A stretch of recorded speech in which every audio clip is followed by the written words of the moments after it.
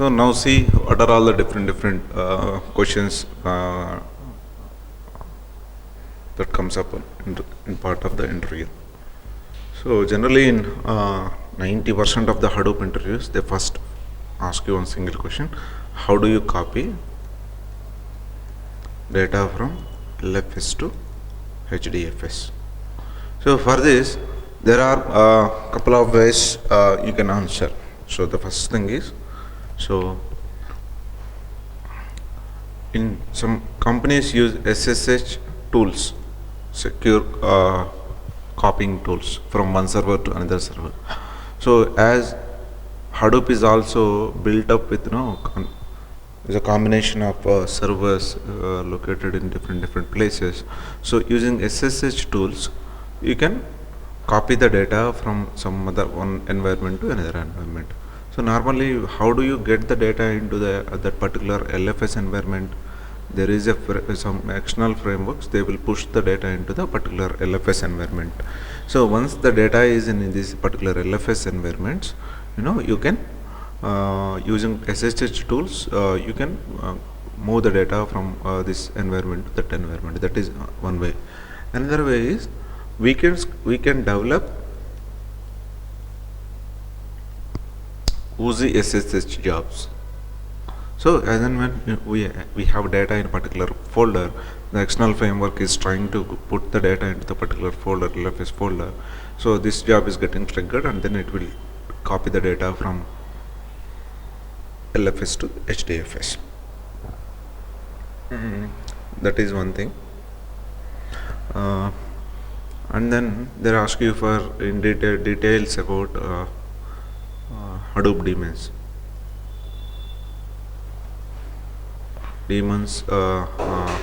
Full details, like what name node do,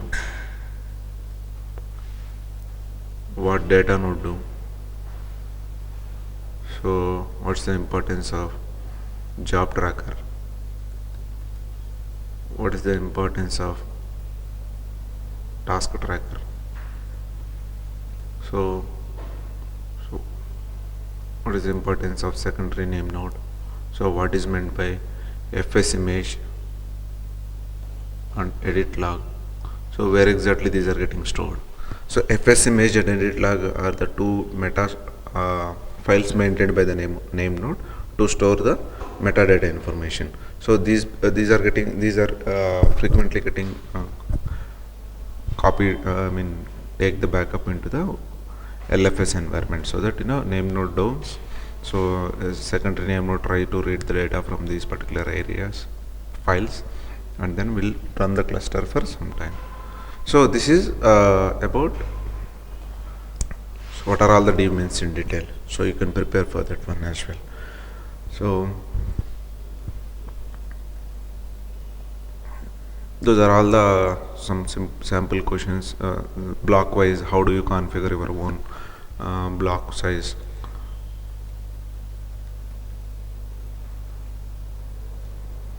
Block size.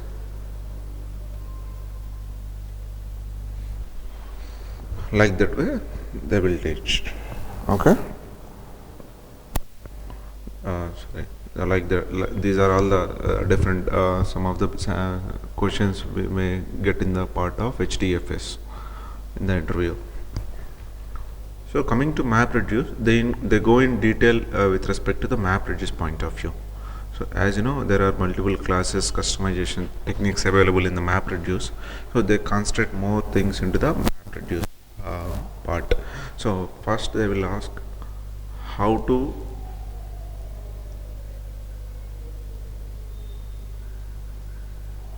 read the data from HDFS.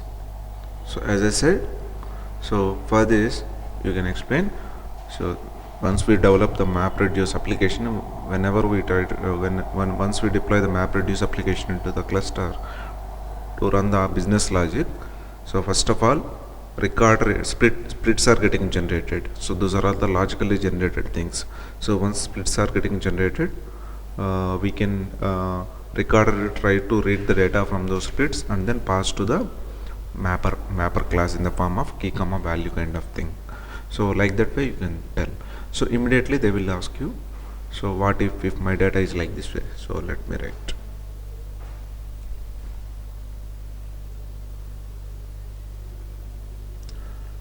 So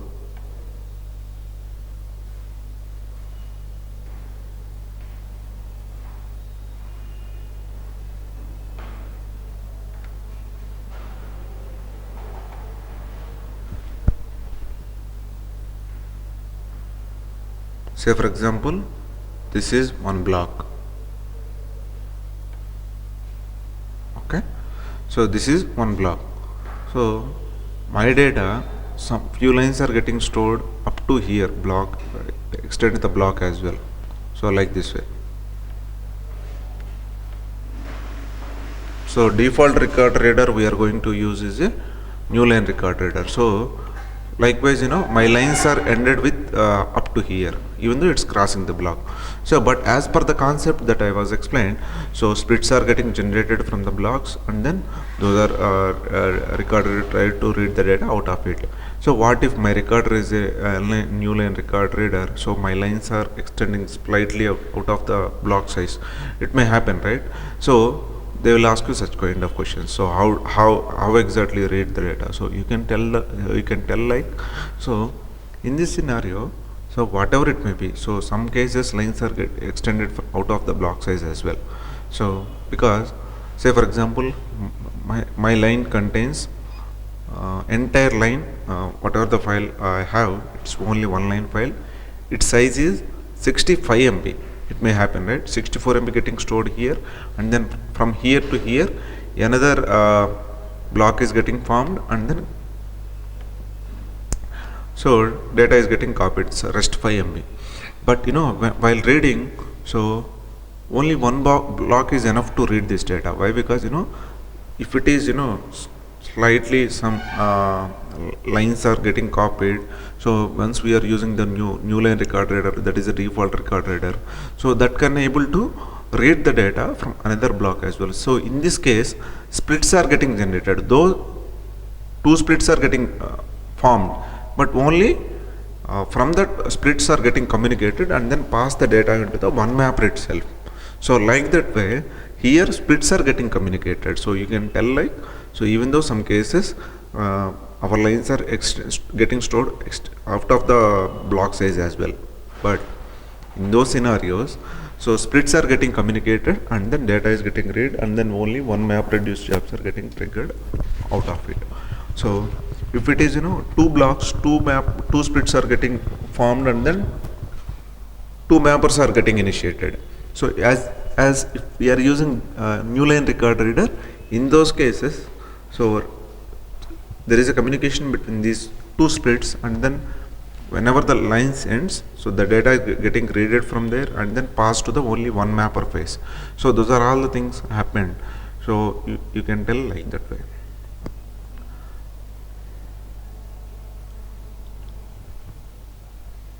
So that is one thing. And then they ask you what are all the different compression techniques.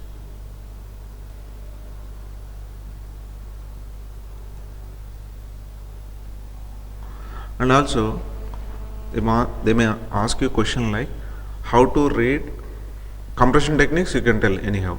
So if they ask some questions like how to read entire file as one block, and how to process that block using only one mapper. So say for example, my file size is some 1 terabyte. So 1 terabyte file, 1 terabyte. So in normal cases, how many blocks are getting generated? 1 TB by 64 MB, right? 64 MB. So maybe some count will be there. So those many blocks are getting, we need those many number of blocks to store this file. So, but here question is how to we can store that one, that is fine. So here question is how to read this entire file as a one block. So in these cases you can tell like we can apply compression techniques. That is one way of answering that question. Means, so whatever the compression techniques except bzip2, rest all are non-splittable. So that if you are generating the file with those compression techniques, it won't split. So it won't split means, so entire whatever the number of blocks, it will be getting read into the only one split. So that if it is a one split, only one mapper is getting initiated. Not block, split you can call it as, right. So except if it is a bzip2, it is a splittable, so multiple splits are getting generated, so and then multiple mappers are getting initiated. That is one way. So another way is we can code our own custom input split of size equal to file size. So if it is 1 TB, if you are giving your split as 1 TB, so entire, so those many number of blocks are getting formed into only one split, and then on top of that only one mapper is getting initiated. So this is one way of, so these are the couple of ways to answer that question. So that is fine. So in MapReduce itself, they may ask you questions like,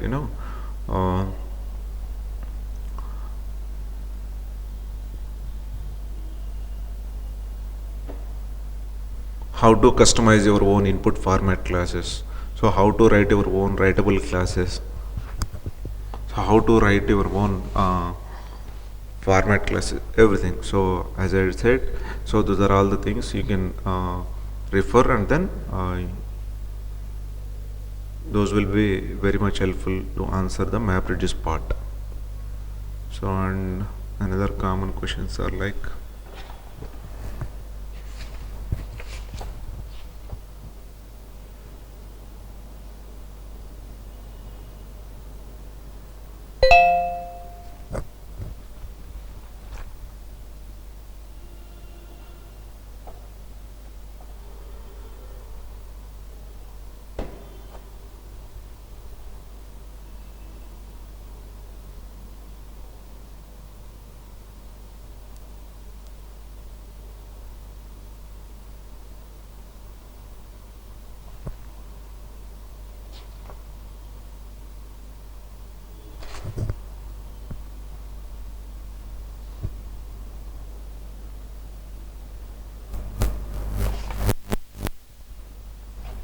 so those are all the different common questions they may ask you in the perspective of MapReduce. So coming to PIG, they mainly concentrate on so joins. So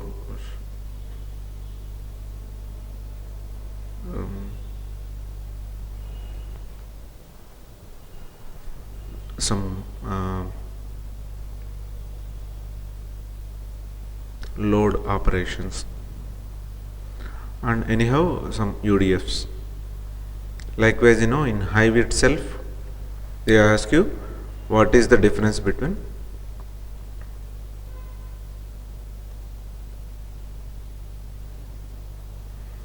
managed tables and external tables. So you can answer that question. So if it is a managed table, once we try to drop the table, both data and table is going to be deleted. So if it is external table, only tables is getting deleted from the meta store, but the data remains persist on the HDFS layouts. So you can answer like that way. And then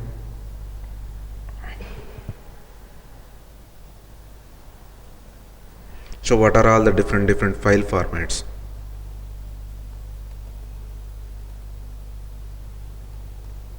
Hive. So what is the importance of each and every file format? Like you can tell, you can refer that whatever I told the file formats in the Hive, and then you can answer those questions as well. So in MapReduce, they may ask you another question like exact usage of combiner.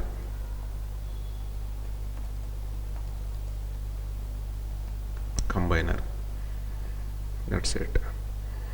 Different file formats. So what is the importance of each and every file format, in which scenario which file format will be helpful. So like that way, so they ask you, so you can better prepare the what are all the existing file formats and what is the importance of each and every file format. Okay, that's it. And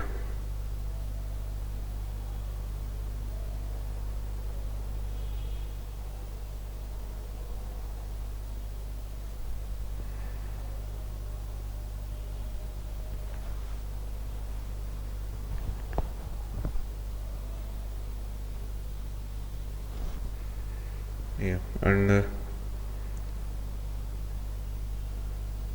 again UDF concept is also available, right, in Hive.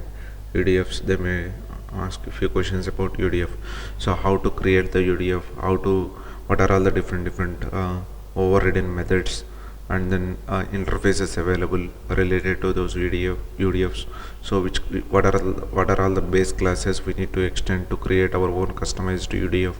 So those are questions may ask you. So that is about Hive concept.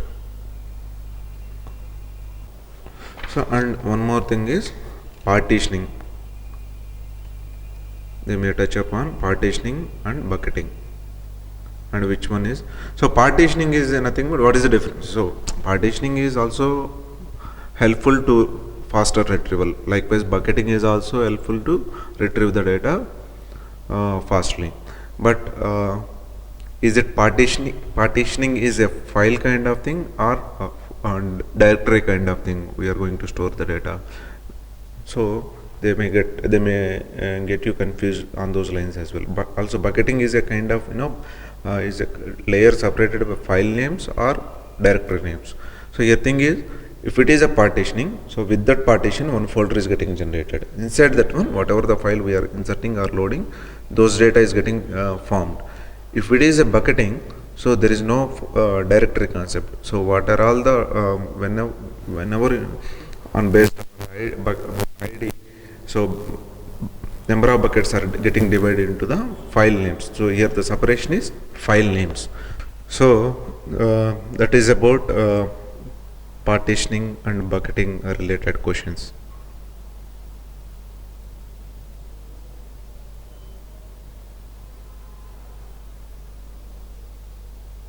So here there are different data formats are there: JSON, Avro,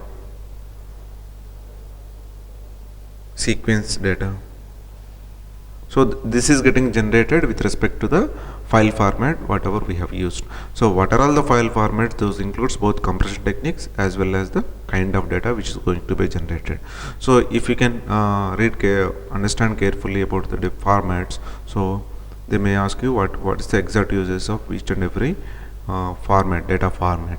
So you can tell like, so what are all the file formats we are going to use, those kind of data is getting generated. It's all up to the whatever the data we are going to read from the input. So you need to be clear on what JSON kind of data, so some sequence. Sequence is nothing but it handles only binary data. It handles only binary data. But related to Avro, some it uses compression techniques and all those things. For effective storage and retrieval purpose, we use Avro kind of data.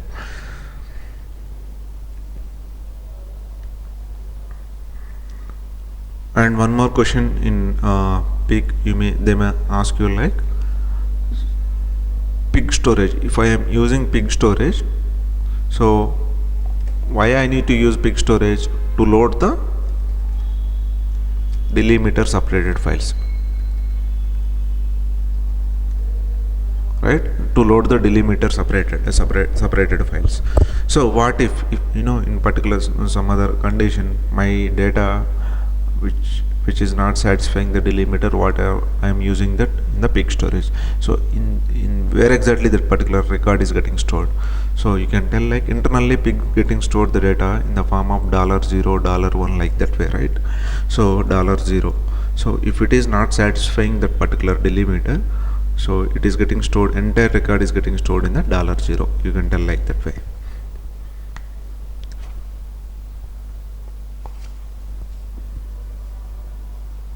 So some different JSN join operations in peak, they may ask you again.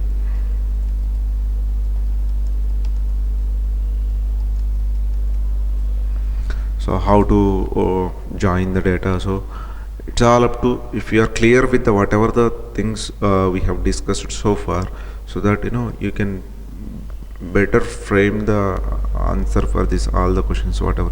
So these are all the basic questions. So most of the people touch upon these kind of questions only. If you are familiar with these kind of questions, they can able to understand that you are good with Hadoop and all those things. And there are a couple of questions they may ask you in the Sqoop itself. So what if I am not specifying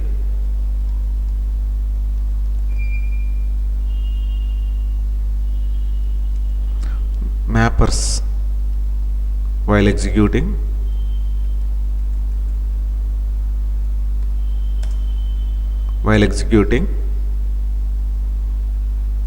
Sqoop command? So means if it is a you can answer these questions like there are multiple ways here also. If it is a if the table, whatever the target source table, source is some Oracle, so Sqoop is mainly used to interact with outside of Hadoop RDBMS systems, right? So if it is the RDBMS is means some SQL Oracle kind of things, right? So the table is a contains primary key. So based on that, it will make the load strategy. Now if the table is, there is no primary key kind of thing in that particular table, so immediately it looks for, is there any mapper specified, number of mappers specified on that one. So if it is only one mapper, there is no issues. If it is multiple mappers, there will be issue. It will throw an error saying that. So it will not make the load strategy. It will not form the load strategy. If it is a primary key, based on that, it will divide the how many number of records, which up to how many number of records we pass to each and every mapper. So by default with Sqoop command, 4 mappers are getting triggered. So if you are specifying those, minimize that one using -m option. If you are initiating only one mapper, so entire records are getting the strategy is into the only one mapper. If it is if you are not specifying that -m option, so if there is no primary key, and there is no -m and one option, -m space one option, so it will throw an error. So it's ask you to specify either of the one. So either -m1 is m space 1 is also fine. So you can answer that one using either we can specify -m space 1 if it is there is no primary key in the RDBMS table. So it will throw an error while importing, because so by default if we are not specifying number of mappers, by default 4 mappers are getting generated. But for preparing the load statement for those mappers, if there is no primary key, so it cannot understand, right? So that's why it's failing. So entire import is getting failed. Either you can resolve that one using specifying -m hyphen space 1 or minus split by minus split hyphen by, and then give any column name. So it will consider that particular column as a key column, and then based on that it will prepare the load statement, and it will equally distribute those data to the 4 mappers, and then it will import the data into the HDFS layout. So that is the common question. So and one more thing is, so anyhow there is a option called minus fields hyphen terminated by, right? so that we can identify delimiter separated values from the input. So in some cases, if it is a varchar, we can store any kind of data, right? So in that case, so if it is in the particular input, so it identify hash or pipe symbol or some quotations as a delimiter, it could separates the data and import into the HDFS layout, but that is not actually column name. Actual column name maybe there is a varchar store that particular delimiter. So in this case, you can specify the options like minus minus input hyphen enclosed by, so that entire input is going to be enclosed with whatever the enclosed by delimiter you need to give. So each field is getting, or you can use minus minus input hyphen escaped by, so that you can specify the escape character, so that whatever the data you would like to import, so if you can specify some escape characters, those will not make any confusion while importing the data. If you are using input minus minus input hyphen enclosed hyphen by some delimiter, some value, some single quote or double quote, like that way. So each field is enclosed with those particular single quotes or double quotes, some delimiter, so we are going to do it will load the entire column wise data by separating the fields as a whatever the delimiter we are specifying. So those kind of questions you may get in interview. Coming to cluster configuration wise, they may ask you questions like, so what is advantage of using yarn than Hadoop one?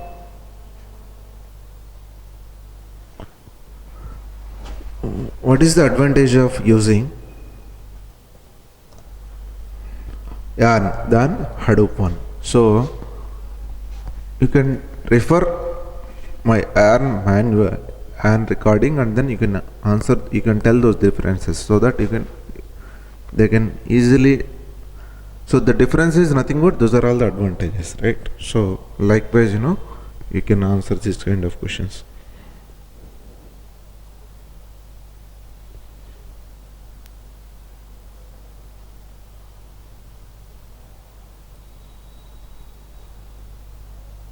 So and then they may ask you some questions to confuse you, like what if we specify the external location for managed tables Hive. So what happened? Nothing. So even though if we are specifying location, in that particular location the data is going to be stored, but as it is the managed table, so whenever you are trying to drop the table, so the data is going to be deleted, that path is going to be deleted from the HDFS layouts. It won't exist as it is a managed table, right? So these are all the different interview questions you may get.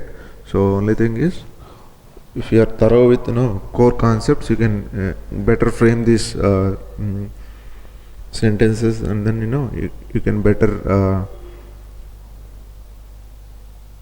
answer all these questions. That's not an issue.